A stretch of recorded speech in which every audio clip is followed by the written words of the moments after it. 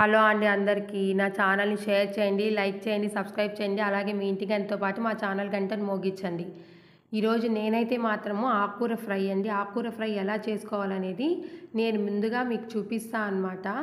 ఆకుకూరల్లో చాలా పోషకాలు ఉంటాయి కదా! దానికోసమే నేనైతే ఎలా చేయాలో ఒక్కసారి చూపిస్తాను.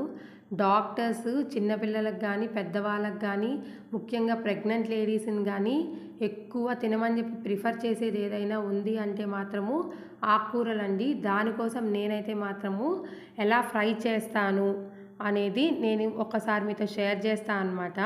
ముందుగా నేనైతే మాత్రం ఆకుకూరని ఎలా కట్ చేసుకున్నానో చూపించాను.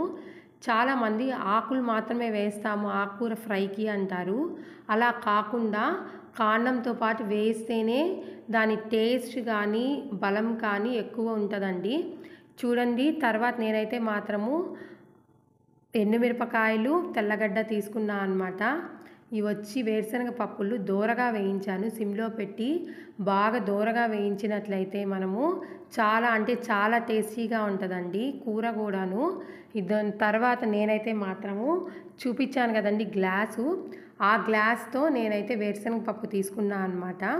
ఇద్దండి, నేనైతే 2 కట్టలు ఆకుకూర తీసుకున్నాను. 2 కట్టలు అంటే నేనైతే మాత్రం మీడియం సైజు అండి. మీడియం సైజుకి ఒక చిన్న గ్లాస్ వేరుశనగ పప్పు తీసుకున్నాను. ఇద్దండి, నేను ఇందాక చూపించినటివన్నీ వేసేసాను అనమాట. మిక్సీ జార్లో వేసి సాల్ట్ వేయడం మాత్రం మర్చిపోవద్దు. దాంతోపాటు ఏంటంటే కారం మాత్రము మీకు తగినంత వేసుకోండి. ఉప్పు కూడా అంతేనండి. ఎందుకంటే కారం ఉప్పు మనం ఇంట్లో పిల్లలు ఉన్నారనుకోండి ఒక విధంగా వేస్తాము, తర్వాత పెద్దవాళ్ళు ఉన్నారనుకోండి అంటే వాళ్ళ హెల్త్ ఇష్యూస్ని బట్టి మనము చేంజ్ చేస్తూ ఉంటాం కాబట్టి కారం ఉప్పు మాత్రము మీకు తగినంత వేసుకోండి. చూడండి, నేనైతే మాత్రము పౌడర్ని ఎలా గ్రైండ్ చేశానో చూపిస్తున్నాను. ఎందుకంటే ఇది చాలా ఇంపార్టెంట్ అండి. నేనైతే మాత్రము 3/4 చేశాను అన్నమాట. కొంచెం పప్పులుగా ఉండే విధంగా చేసుకున్నాను. ఇలా వేస్తేనే ఈ ఆకుకూర ఫ్రై టేస్టీగా ఉంటుంది, లేకపోతే మాత్రం నార్మల్గా ఉంటుంది. కాబట్టి ఎప్పుడైనా గుర్తుపెట్టుకోండి, 3/4 వేసుకోవాలండి. తర్వాత నేనైతే మాత్రము మినప్పప్పు ఎండుమిరపకాయ అన్నమాట తీసుకున్నాను నేనైతే. తర్వాత తెల్లగడ్డని మాత్రం ఎప్పుడైనా కానీ మనము ఫ్రెష్గానే స్మాష్ చేసి పెట్టుకోవాలా. ఎందుకంటే దాంట్లో ఘాటు కానీ స్మెల్ కానీ చక్కగా ఉండాలి అంటే మాత్రము ఎప్పుడు మనం ఫ్రెష్గానే దాన్ని పక్కన స్మాష్ చేసి పెట్టేసేసుకోవాలండి. తర్వాత నేనైతే మాత్రం ఒక కడాయిని పెట్టేసేసుకున్నాను. కడాయిని పెట్టుకున్న తర్వాత దాంట్లో 2 నుంచి 3 స్పూన్ల ఆయిల్ తీసుకున్నా అన్నమాట. ఎందుకంటే కొంచెం ఎక్కువే తీసుకున్నానండి. 3 స్పూన్లు అంటే ఎక్కువే అన్నమాట.